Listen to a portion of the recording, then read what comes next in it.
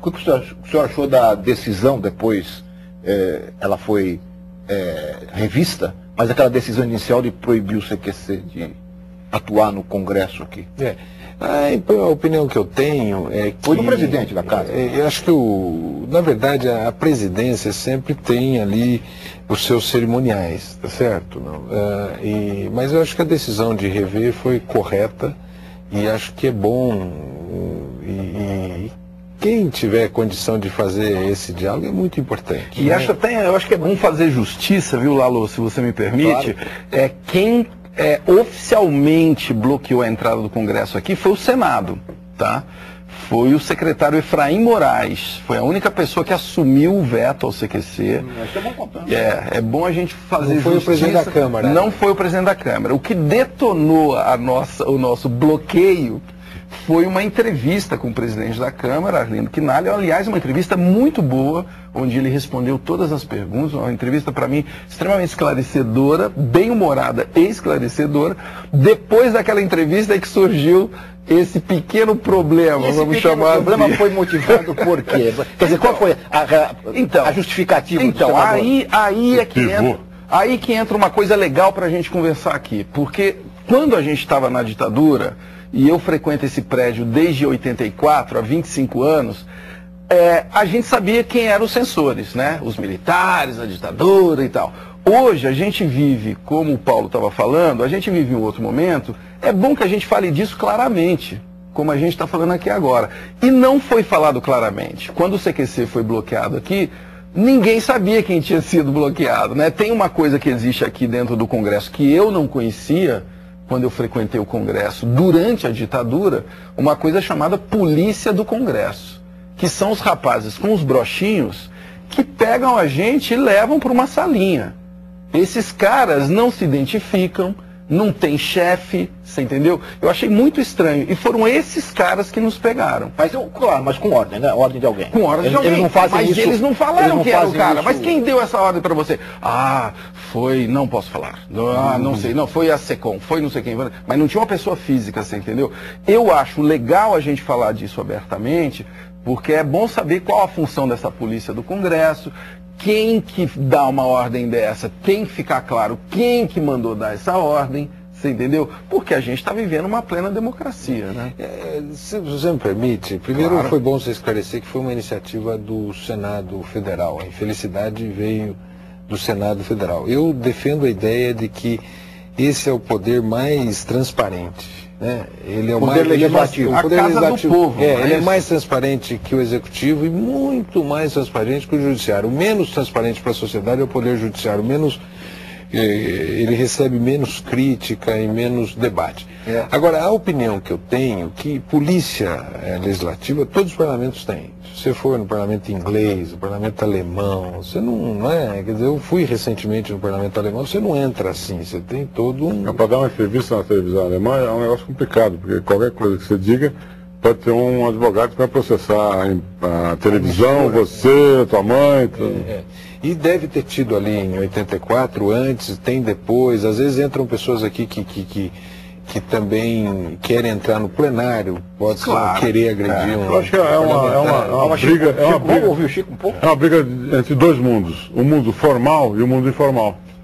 O mundo formal, que é o mundo que vai fazer as leis, inclusive, tem que ter uma forma definida, clara e tal, é coisa que é uma coisa que vem de muito tempo. É uma herança dos portugueses, e a herança dos portugueses é uma herança complicada, porque a língua portuguesa é uma língua cheia de nuances, então tudo pode ser interpretado e tal. A língua inglesa não é tão complicado assim, é mais simples. Guilty ou not guilty, né? O nosso não, tem nuances e tal.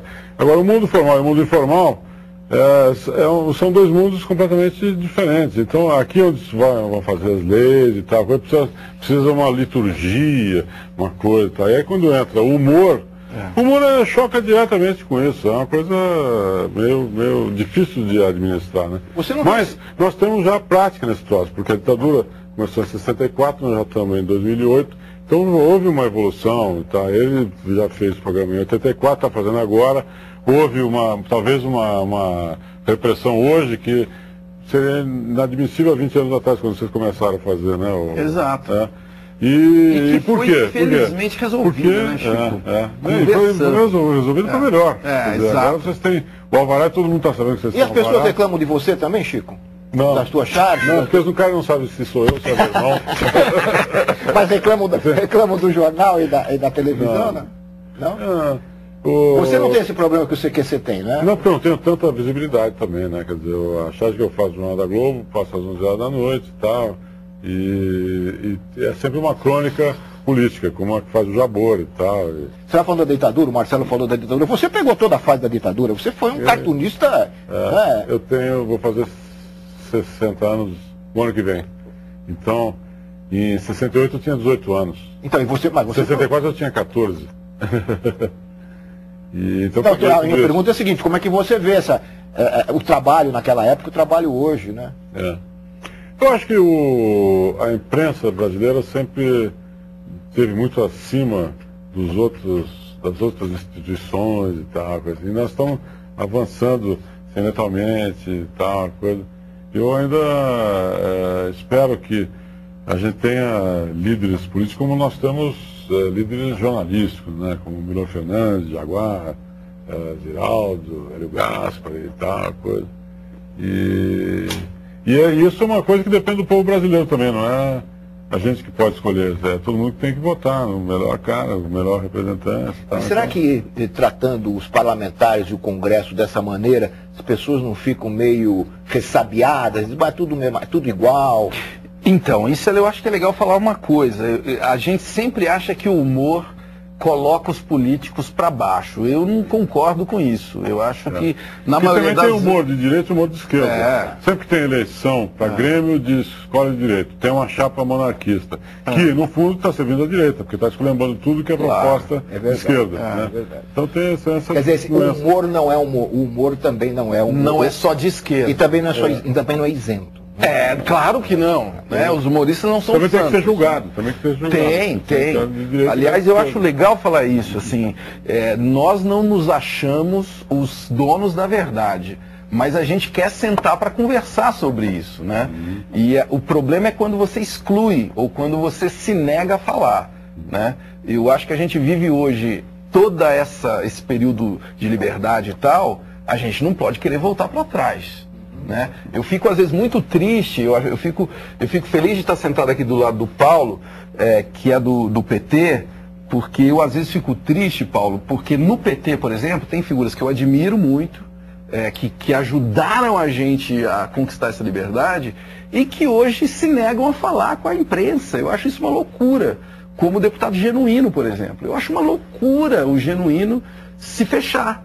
Né? Ou a Marta é outra figura que não dá muita declaração, ela é cercada de marqueteiro, ela tem um controle da imagem dela que para mim não combina com a história do PT. Deixa eu falar sobre isso. Paulo, eu vou dar toda a oportunidade a você, mas eu tenho que fazer um intervalo. Nós vamos fazer um rápido intervalo e vou. Batata quente aqui pro jogo. Eu vou dar um tempinho, inclusive, para ele pensar melhor na resposta. Nós voltamos em seguida com o Ver TV, que hoje discute o humor político na televisão. Voltamos já.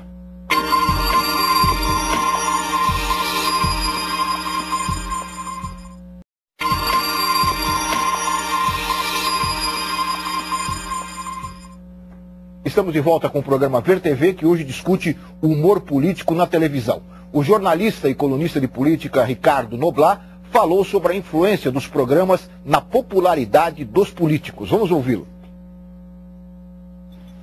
A charge já é um meio mais antigo, mais tradicional, que existe há muito tempo, de, digamos assim, reler a política ou reler a atitude, o comportamento dos políticos. Enquanto que esses programas são invenções mais recentes, esses programas de humor. Eu acho, não sei se as charges elas refletem a opinião das pessoas, elas refletem a opinião dos seus autores, mas ao fazer isso, elas tratam também a política com, vamos dizer, com essa dose de uma crítica mais direta, que muitas vezes falta no jornalismo, ou que no jornalismo é limitado a espaços muito específicos. Eu não acho que isso põe em risco a credibilidade. E depois, o humor, ele não se inventa, ele não se cria a partir do nada. Ele se cria a partir do que existe. Quer dizer, se há situações onde o político é retratado, e existem essas situações com muita frequência, de um ponto de vista muito ridículo, muito galhofeiro, é porque essas situações existem. O humor apenas é capaz de ver essas situações, de identificá-las e de, digamos, exagerá-las na apresentação.